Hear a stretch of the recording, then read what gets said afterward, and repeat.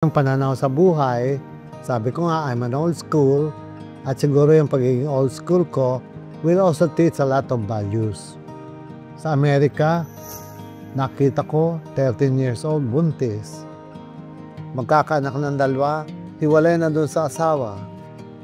Then they will get another boyfriend again, hanggang sa nag-bomb na sila, kasama ng boyfriend nila, tuloy pa rin.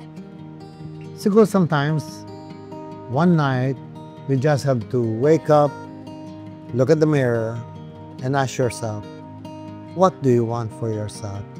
Ano ba talaga ang gusto mo sa buhay mo? Gusto mo ba ng buhay na maayos? Gusto mo ba ng pamilyang maayos? Gusto mo bang may uuwi ang kang anak na ihahatid mo sa eskwela at susundin mo sa eskwela at ipaghahanda mo ng baon? Or my body, my choice, kung ano na lang, di ba? Nasa sa tao yan. Ngayon, kung doon ka pa rin sa my body, my responsibility, maghanda ka rin sa repercussion after. Kasi lahat naman ng gagawin natin sa buhay ay may side effect.